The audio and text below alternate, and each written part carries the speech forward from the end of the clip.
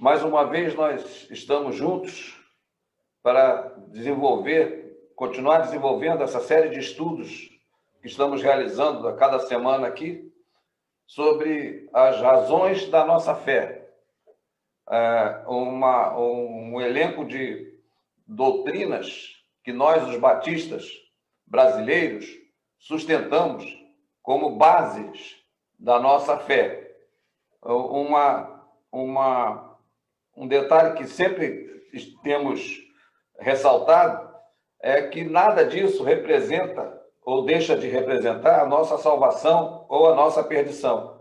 São apenas rituais, são apenas condições que nós estabelecemos a partir do nosso entendimento, dos batistas brasileiros, do nosso entendimento quanto à interpretação da palavra de Deus. E então pontuamos alguns princípios que estabelecemos como razões da nossa fé. Por causa disso, por causa desses princípios, nós somos batistas, nos chamamos batistas. Outras denominações têm doutrinas, princípios diferentes, mas todos nós somos salvos em Cristo Jesus e todos nós que professamos a fé cristã, segundo a palavra, temos garantida a salvação, a vida eterna ao lado do Pai. E hoje nós vamos pensar num ponto muito importante e muito polêmico, que tem causado, infelizmente, problemas sérios, sobretudo em épocas de escolhas de eleições. Algumas igrejas têm enfrentado dificuldades por desconhecimento desse princípio que está na nossa declaração doutrinária, né, que é o documento principal, o documento institucional da denominação batista. Nós vamos pensar um pouco sobre liberdade religiosa e ordem social. O que é isso? O que será isso? Liberdade religiosa é algo que as sociedades ditas democráticas sustentam, né? Mantêm. Ou seja, a liberdade, é a possibilidade de cada um seguir aquilo que pensa, né? E o Estado não tem nada a ver com isso.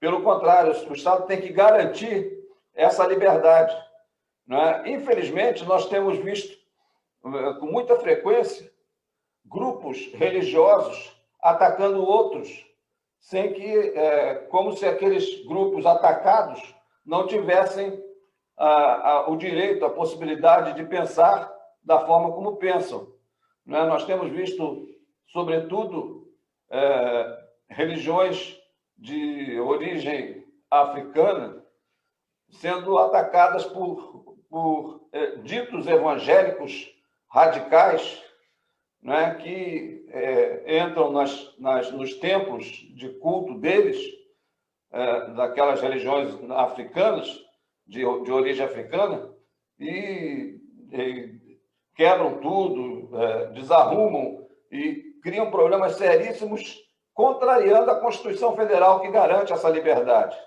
Um exemplo muito claro disso nós temos na palavra de Josué, né? Josué, que substituiu Moisés na liderança do povo de Israel, e num determinado momento Josué reuniu todo o povo, né? Aquele povo que caminhou por tanto tempo saindo da escravidão do Egito, aquele povo que sofreu tanto naquele tempo que atravessou o deserto, chegando na terra prometida, Josué achou por bem exatamente decretar essa liberdade religiosa. Volta por favor. E ele declarou no seu livro, capítulo 24, versículo 15, um texto que é muito conhecido e é muito bonito. Ele disse o seguinte: porém, se vos parece mal aos vossos olhos servir ao Senhor, Escolhei hoje a quem servais. Se os deuses a quem serviram vossos pais, que estavam da além do rio, ou os deuses dos amorreus, em cuja terra habitais. Porém, eu e a minha casa serviremos ao Senhor. Então, a Josué ali deu total liberdade para o povo, para que eles escolhessem o que eles queriam fazer, para que eles estabelecessem os rituais que eles achassem por bem estabelecer. Né? E o texto continua, e nós sabemos pelo texto, que o povo disse, não, nós queremos servir ao Senhor, Deus de Abraão, Deus de Isaac, Deus de Jacó. E foi assim. Isso não quer dizer que o povo se manteve nessa condição. Nós sabemos que o povo de Israel ia e voltava, num determinado momento, segundo a sua liderança. Ele era fiel ao Senhor, e segundo a sua liderança também, ele deixava de ser fiel ao Senhor e servia a outros deuses. Mas naquele momento, o povo resolveu seguir o conselho de Josué e seguiu o Deus que foi com eles e cuidou deles por 40 anos na travessia do deserto. É comum a tolerância quanto às práticas religiosas com as quais nos identificamos, e a intolerância radical quando são contrárias ao que pensamos. Ou seja, quando nós temos alguém que pratica alguma que tem como prática religiosa algo que nós nos identificamos, nós elogiamos, nós participamos, nós contribuímos. Quando outros grupos de cores religiosas diferentes das nossas fazem o mesmo, nós criticamos, nós, em alguns casos extremos, até nos indispomos, né, contra aquelas práticas, e isso não é certo, isso não deve acontecer, né? E o Estado não pode privilegiar uns e desprezar outros. Todos têm que ser contemplados pelo Estado, pelas ações públicas, as ações do Estado.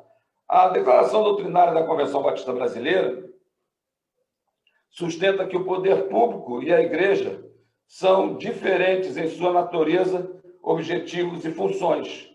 Isso porque o poder público se dedica exclusivamente, ou deveria se dedicar pelo menos, em muitos casos não é assim, exclusivamente ao bem-estar social aqui na Terra. A nossa pregação, ela começa aqui na Terra, mas ela vai além. Nós pregamos o bem-estar eterno, né? Nós pregamos a salvação em Jesus Cristo para a vida eterna.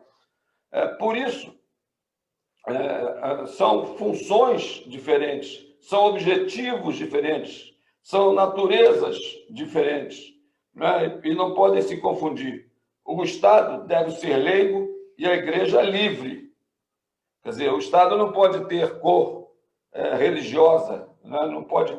Houve tempo que no nosso Brasil a Constituição previa que o catolicismo era a religião oficial do Brasil. Isso não pode.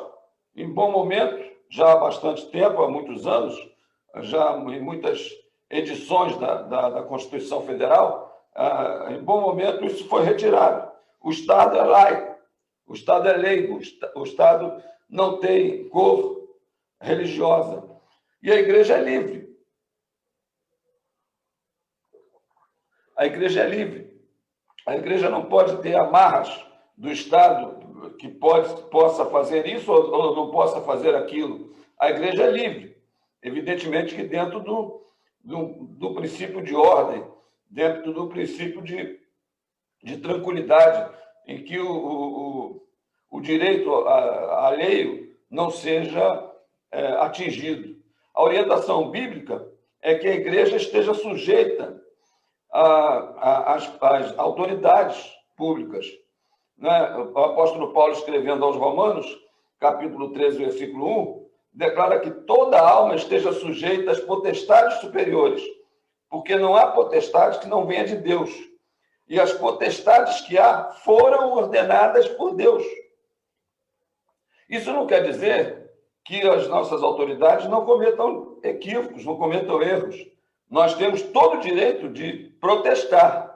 Agora, não temos nenhum direito de passar do limite, sair do limite. Né? Nós não temos o direito de criar problemas, né? Mas temos direito de nos opormos às condições que não se alinhem às nossas ideias, ao nosso pensamento. Né?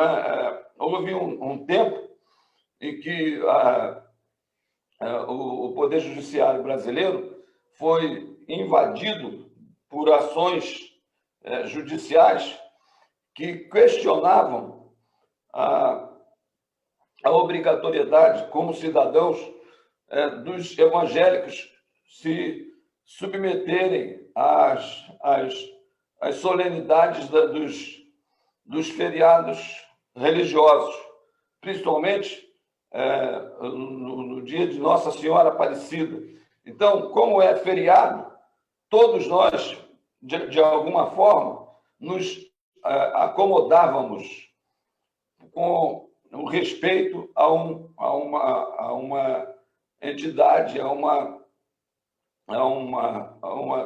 pessoa que nós não adorávamos, né? Que é Maria, Mãe de Jesus, que ela é tida pelos católicos como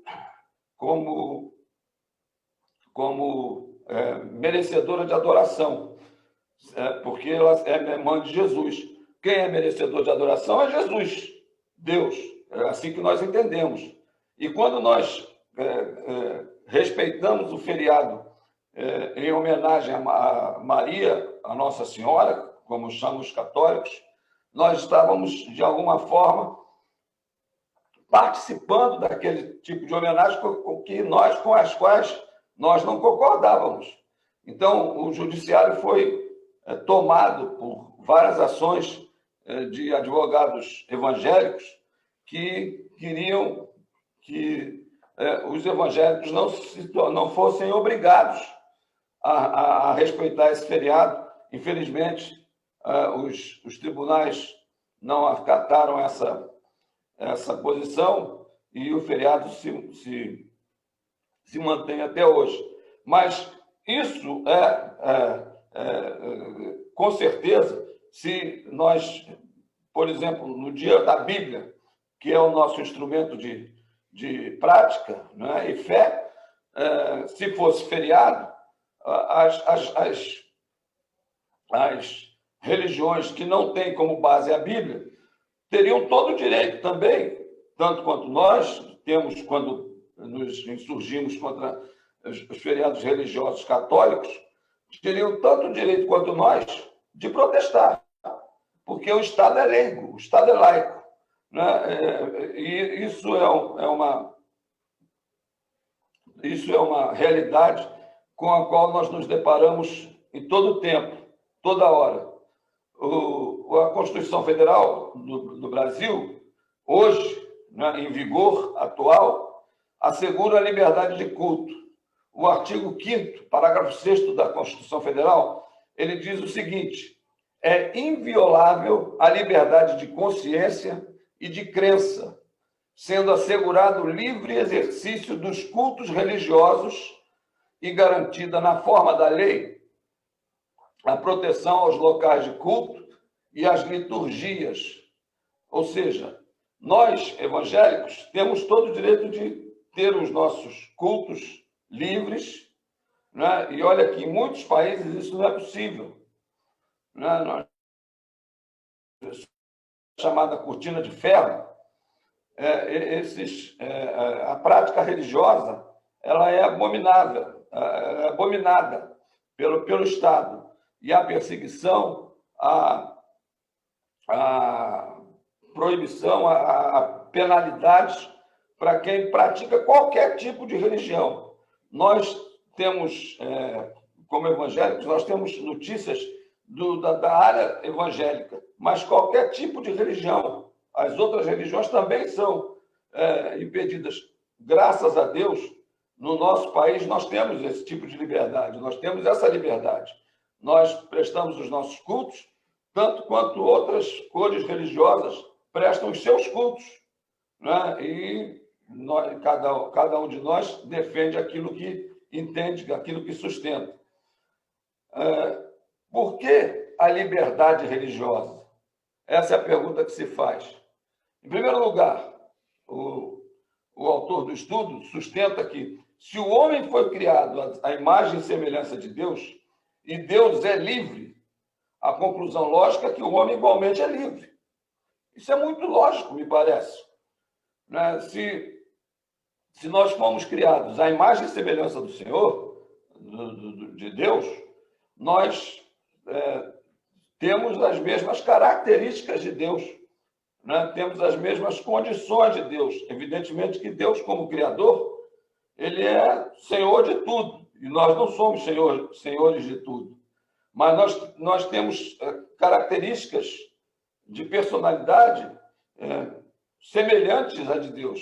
Assim a Bíblia sustenta. Então, se Deus é livre, e Deus é totalmente livre, é absolutamente livre, nós também somos livres. Por isso, nós temos o direito, todos nós, criaturas de Deus, não os filhos de Deus lá somente, mas todos nós, criaturas de Deus, gozamos da liberdade que Deus tem. Se Deus é livre, nós, como criaturas criadas à imagem e semelhança de Deus, também somos livres. Né? Essa é a primeira razão que nós sustentamos, né? Que nós entendemos. A liberdade esperada corresponde à responsabilidade praticada. Liberdade não quer dizer bagunça. Liberdade não quer dizer cada um faz o que quer. Eu posso fazer o que eu quero, eu exerço a minha liberdade de escolha para o que eu quiser, desde que as minhas práticas não atinjam outras pessoas, né? Porque aí eu vou estar usando a minha liberdade para invadir direitos de terceiros. Então, eu tenho que exercer a minha liberdade, tenho que praticar a minha liberdade, de culto, sobretudo, com responsabilidade. E essa responsabilidade vai do bem-estar social, do bem-viver social. Eu tenho que me relacionar bem com aqueles que pensam diferente de mim. E eles não são nem melhores nem piores, simplesmente porque eles pensam diferente de mim.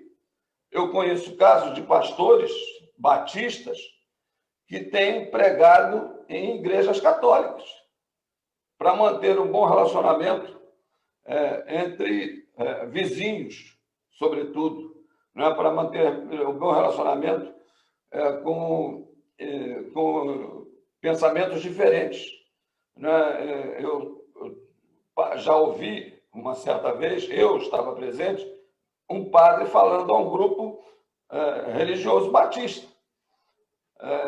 E sem entrar em pontos divergentes doutrinários, a palavra foi muito boa para mim, pelo menos naquele momento. Então, a liberdade ela não pode ser utilizada de qualquer forma, não pode ser utilizada sem controle. Né? Nós precisamos pensar em liberdade, mas com muita responsabilidade sempre. Pedro e João, por outro sentido, também, porque somente Deus é o Senhor da consciência. Outra razão para nós usarmos a nossa liberdade religiosa. Porque somente Deus é o Senhor da consciência. Só Ele pode nos dirigir. Né? E isso faz parte, é uma parte do capítulo 15 ou 16, eu não me lembro bem, da Declaração Doutrinária da Convenção Batista Brasileira. Esses termos, essa palavra, está inserida no bojo, no texto da Declaração Doutrinária da Convenção Batista Brasileira. Deus, somente Deus, é o Senhor da nossa consciência, né? Os apóstolos Pedro e João, quando confrontaram, sustentaram esse princípio. Então, isso não é novidade, isso não é posição dos batistas brasileiros nesse momento. A Bíblia já faz referência a esse tipo de posição, de posicionamento, lá desde o Novo Testamento, né? Respondendo, porém, Pedro e João lhes disseram: julgai vós se é justo.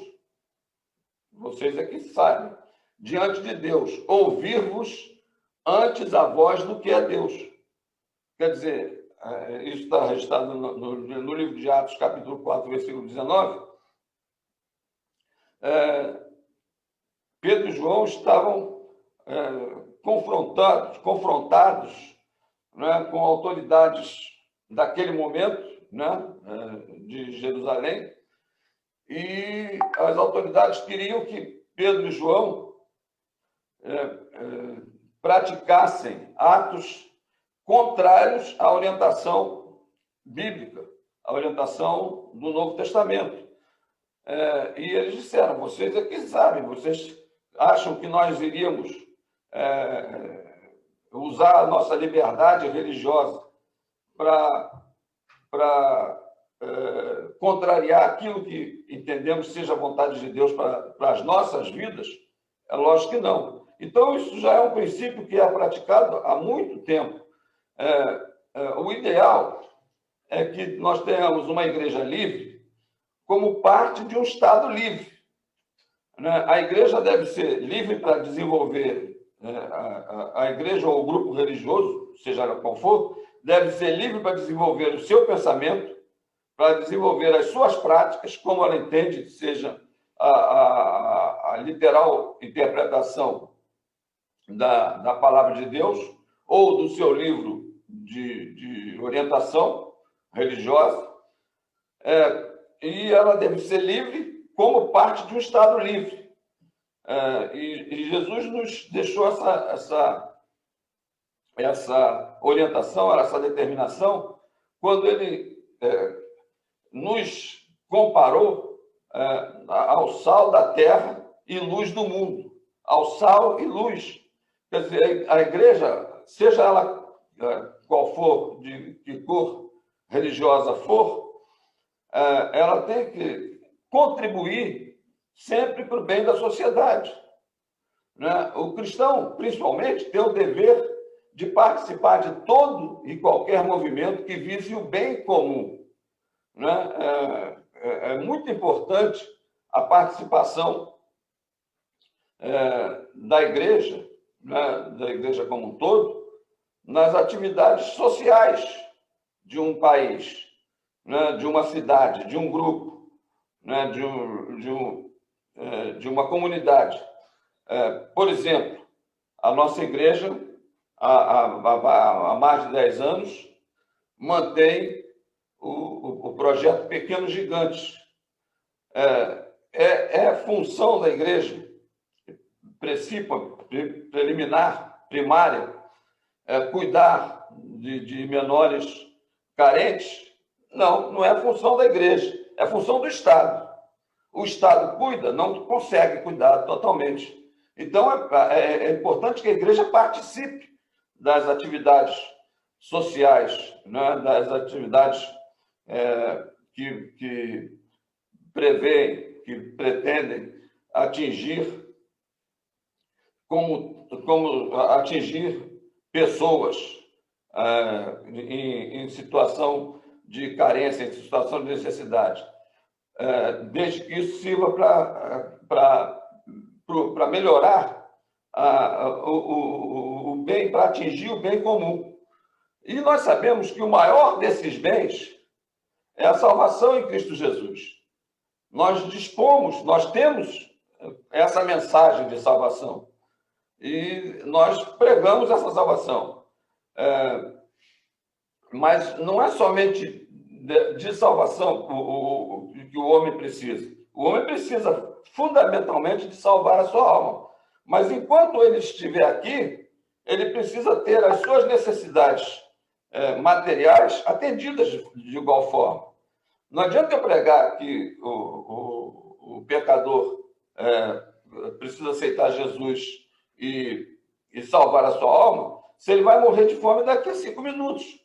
Então eu preciso, concomitantemente, preciso ao mesmo tempo conseguir condições de aquele pecador que precisa de Cristo para salvar a sua alma, consiga também alimentos para salvar o seu corpo. E Jesus deixou isso muito bem registrado no Evangelho de Mateus, como está no Evangelho de Mateus 6:33. Mas buscai primeiro o reino de Deus e a sua justiça, e todas estas coisas vos serão acrescentadas. Então, nós precisamos pensar na salvação do pecador, mas nós precisamos pensar também na condição social dele, né, que, em princípio, deveria ser a preocupação do Estado, mas o Estado não consegue, pela grandiosidade, pela disparidade entre a camada social e o aparelhamento do Estado, que sempre é menor, né?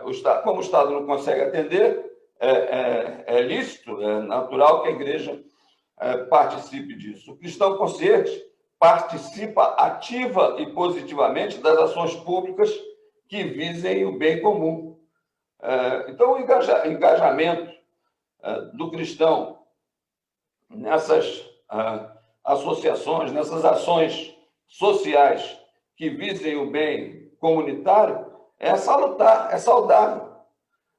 Isaías, o profeta Isaías, no seu livro, no capítulo 1, versículo 17, ele sugere o seguinte: aprendei a fazer o bem, praticai o que é reto, ajudai o oprimido, fazei justiça ao órfão, tratai da causa das viúvas. Esse é um posicionamento natural, normal, no cristão, no temente a Deus. É isso que Deus quer de nós, né? Muitas pessoas fogem dessa responsabilidade, alegando ser uma responsabilidade do Estado. É verdade, é uma responsabilidade do Estado. Mas se o Estado não assume e não cumpre essa responsabilidade, é natural que a igreja faça isso, né? Como cidadãos, os cristãos não podem viver à margem da lei ou acima da lei. Nós somos cidadãos que vivemos sob o comando das leis materiais, mas, principalmente, nós nos contentamos, né, com o bem-estar daqueles que nos cercam, daqueles que nós podemos atingir, não somente com a nossa mensagem de salvação, de vida eterna, mas também com a mensagem de satisfação das carências materiais que os nossos semelhantes enfrentam. Concluindo, o ministério de Jesus tinha como alvo o homem completo. Jesus pregava, ensinava e curava. Assim, ele espera que a participação dos seus discípulos nas ações sociais do Estado seja efetiva e relevante, como parte da anunciação das boas novas de salvação.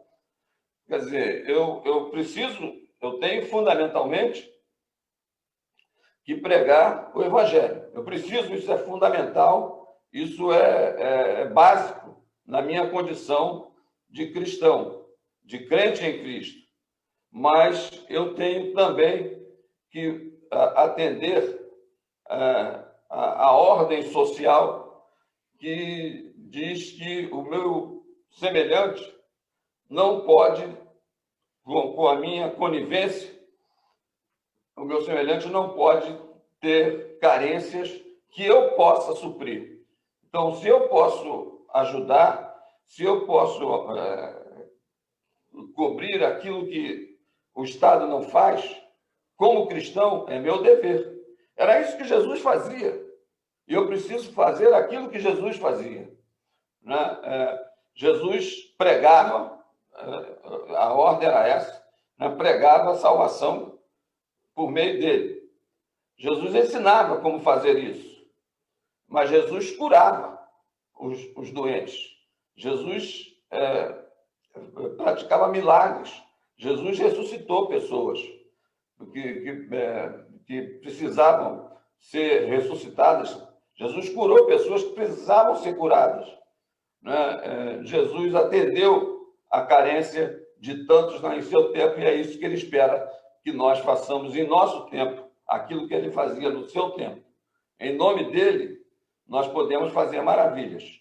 Em nome dele, em nome de Jesus, a igreja pode ser relevante ou irrelevante. Depende daquilo que os seus membros, os seus fiéis, se disponham a fazer ou a não fazer. Né?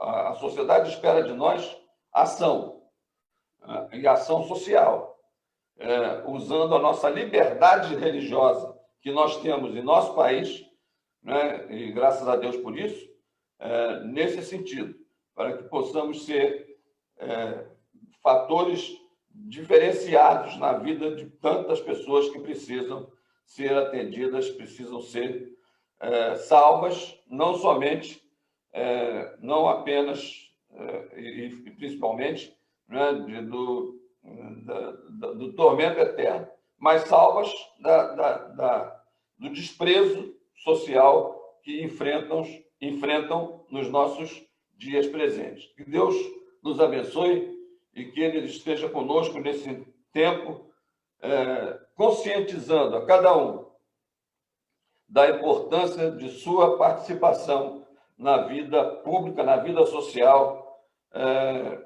examinando tudo aquilo que é feito, protestando quando o que é feito é discordante dos princípios bíblicos e ajudando, colaborando, participando daquilo que é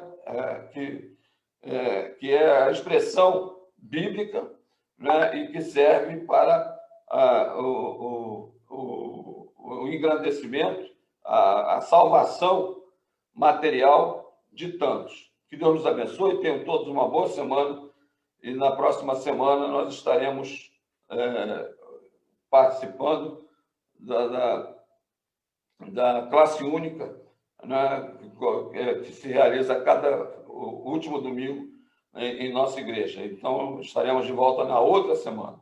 Que Deus abençoe, nos abençoe e tenhamos todos uma semana abençoada sob a direção do Senhor em nossas vidas. Muito obrigado.